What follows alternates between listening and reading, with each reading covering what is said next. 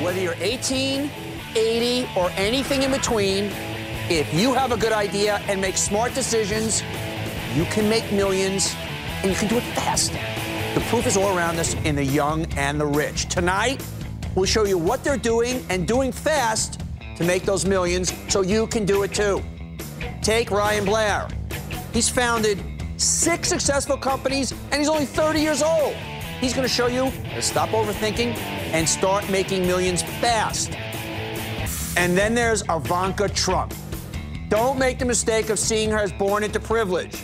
She's got the instinct for making money, and she's going to open your eyes to winning in business and making millions fast.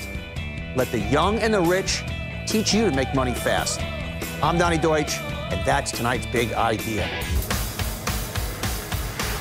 I couldn't shoot a jump shot, I couldn't sing, I couldn't act, I couldn't dance, so about the only way that I was going to become rich was if I started my own company. I'm Ryan Blair, and I'm a serial entrepreneur. I've started 6 multi-million-dollar companies by the time I was 30 years old.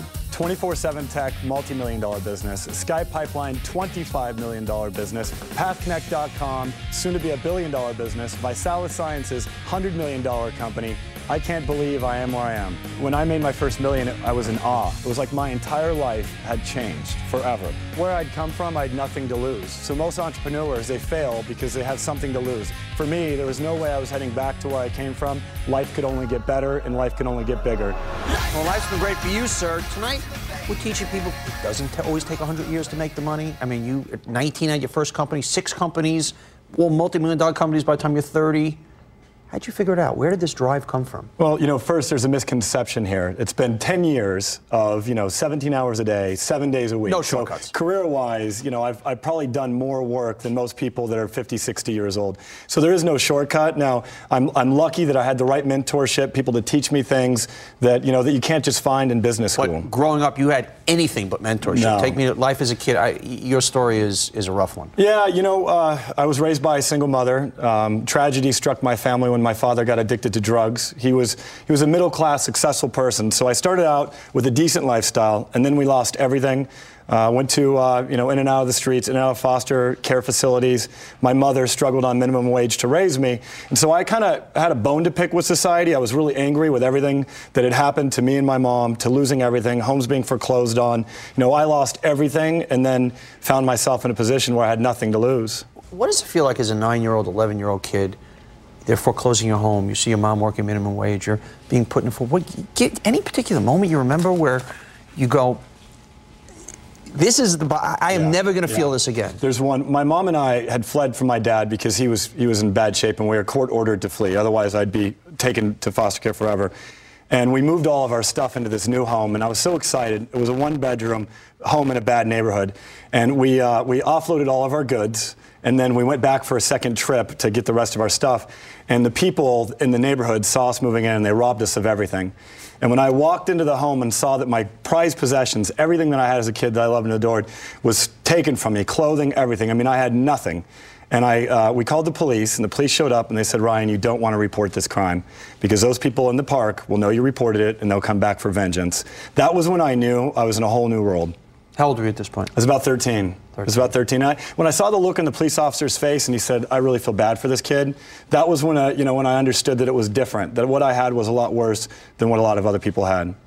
And how about your dad on drugs? Any moment you remember where you see your dad just falling apart? Yeah, I remember a moment when he accused me of tapping the phones for the government. So he'd become paranoid schizophrenic because he had such an obsessive, situation with drugs that he accused me of tapping the phones, working with the government, and being some form of an agent or something like that. And that's when I knew I had to leave, I had to flee. So how does a kid who's 13, heading to foster homes, nothing, a penny in the world, mom on minimum wage, how does a guy like that give us the secrets to, by 19 starting his own business, by 30 having 6 multi-million-dollar businesses? How the hell did you do it, man? For one, I had to grow up very fast, right? So at 13 years old, I kind of had to be an adult. I had to fend for myself, and I had to take care of me first. So I became, a person who took care of myself first and foremost from a survival standpoint. So I kind of built these instincts, not realizing it. They were very suitable to entrepreneurship because— Which ones? What are those? Well, really not being afraid, right? So in contrast to where I'd come from, where I was going was only going to get better. better.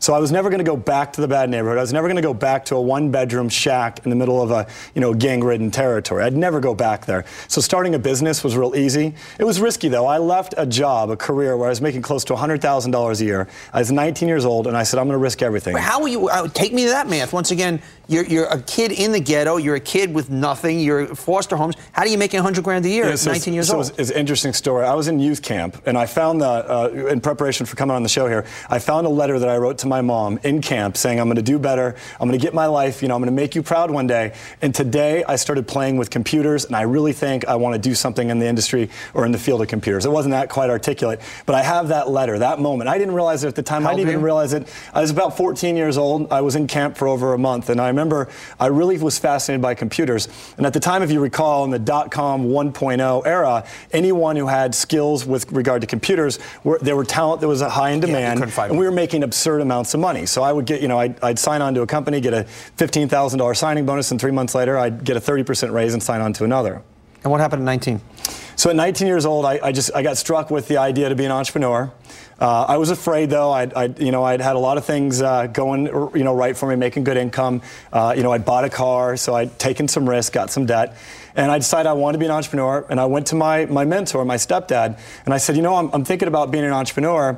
And he said, do it. You have nothing to lose. So what? If you fail and if you lose everything, who cares? You're still going to be the same person. What people don't understand in our society is even if you're down to the lowest financial lows, you're going to wake up alive the next day. You're not going to have everything, your life, your body, your health cannot be taken from you if you've taken, control and taken care of it. And once again, your stepdad was right. So what? Yeah. But what? You lose. You still got and then you put one foot in front of the next day. But now everybody else in the world lined up to tell me don't do it, right? Do, man. Because everybody, it's the old they said, right? They said that entrepreneurship doesn't work, or they said the industry you're getting into is difficult. So don't listen to these people that are telling you advice unless they're qualified to give it. People who have done it, who have lived it, and then listen keenly. What's your formula? What's the Ryan formula for? You want the big bucks? Obviously, you're going to have to work your hard, kill yourself. But here are the speed tips. Self-assessment. So know where you're weak. Surround yourself with people that are going to strengthen your weaknesses. I mean, I've got the best staff in the world. So my companies are so successful is because of the management team that we've assembled and the been able to fill the gaps on so that I could really power on my strengths and work on my strengths. So surround yourself with the right people. And as an entrepreneur, now that we have some capital, I can afford to hire these great minds. Prior to that, what I did is I gave them equity in my businesses and I got them to sit on my board. People like yourself, I'd ask, join me on my board, teach me how to become a successful entrepreneur, tell me what I need to know. Be a student every day. Ryan Blair, guy who's making it big and making it fast, and a hell of a dresser. Thanks. Serial entrepreneur and founder of 6 companies by the time he's 30, each one making millions. More big ideas. Next, some people just weren't made to punch a time clock.